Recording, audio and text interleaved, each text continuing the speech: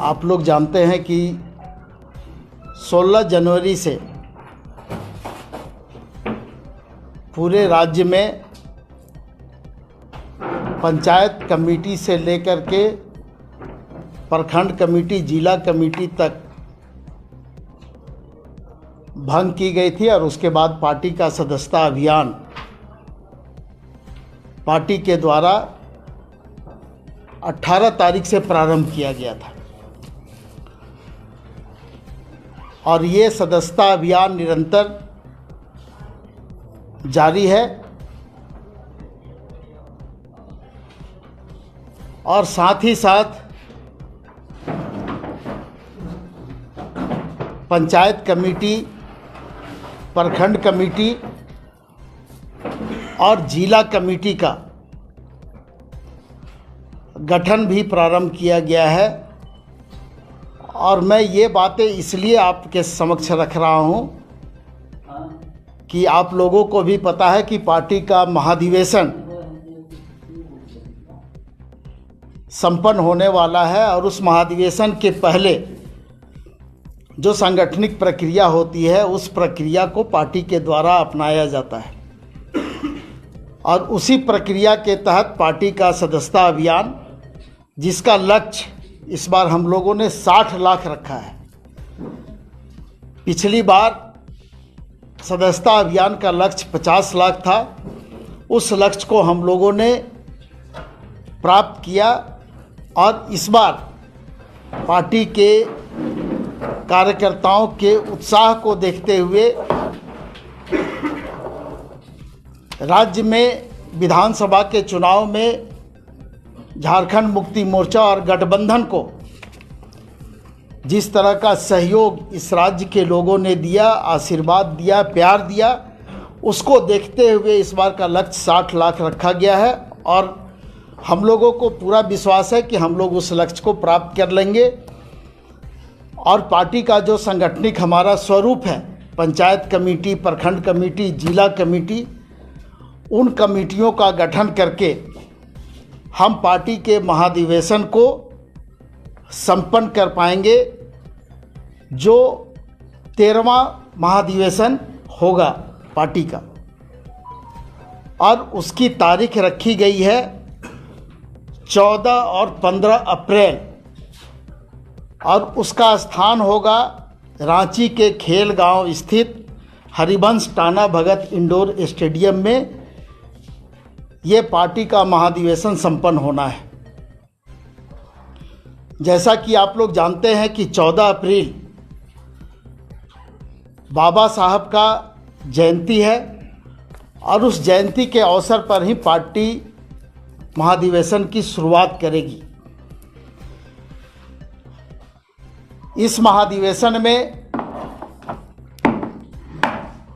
जो प्रतिनिधि भाग लेते हैं, पंचायत, प्रखंड और जिला स्तर पे जो प्रतिनिधि भाग लेंगे इस महाधिवेशन में,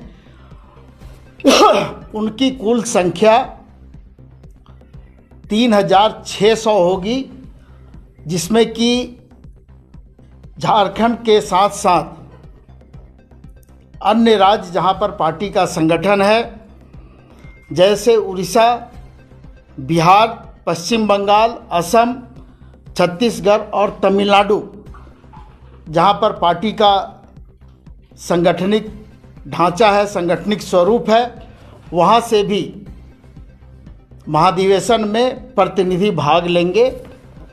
इन सारे को मिलाकर के 3600 प्रतिनिधि इस महाधिवेशन में भाग लेंगे।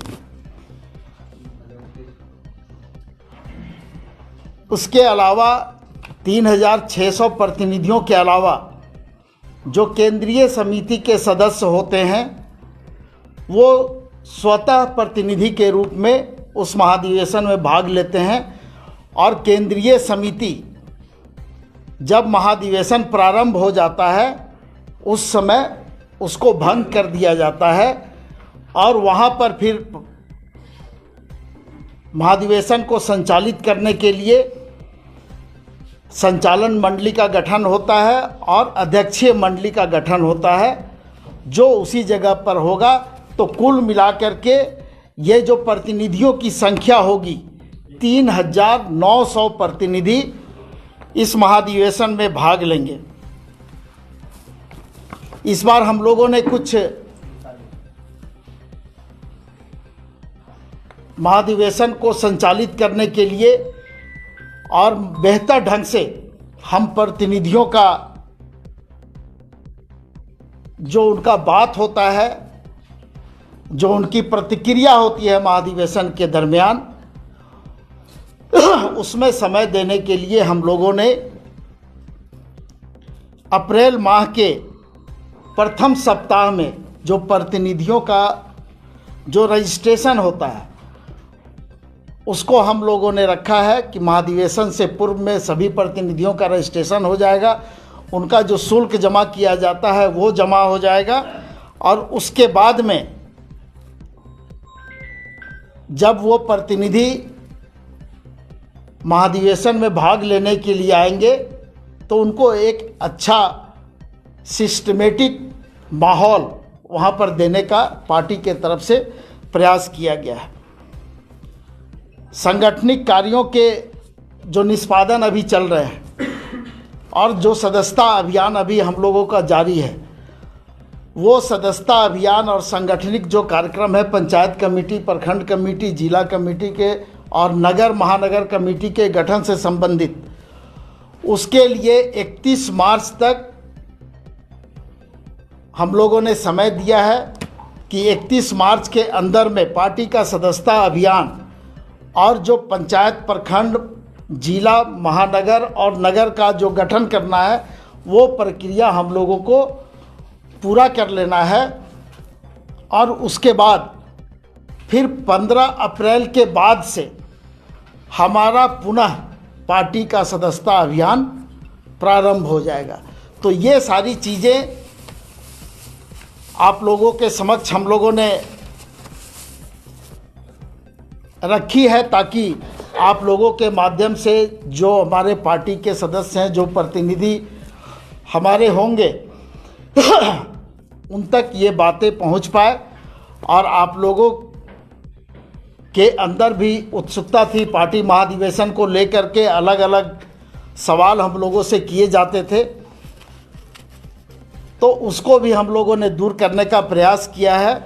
और अगर विस्तार से इस पर हम लोग कुछ बताना चाहेंगे तो वो महाधिवेशन से पहले आप लोगों को हम लोग बुला करके और महाधिवेशन किस तरह से संपन्न होगा, कौन कौन सी उसमें कमेटियां बनती है, किस तरह से उसको संचालित हम लोग आगे कर पाएंगे, ये सारी चीज़ें आप लोगों के सामने हम लोग रख पाएंगे।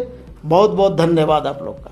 अभी 6 लाख में कितना, मतलब ये 60 लाख 60 लाख में कितना? 60 लाख में देखिए अभी उसकी संख्या हम नहीं बता पाएंगे।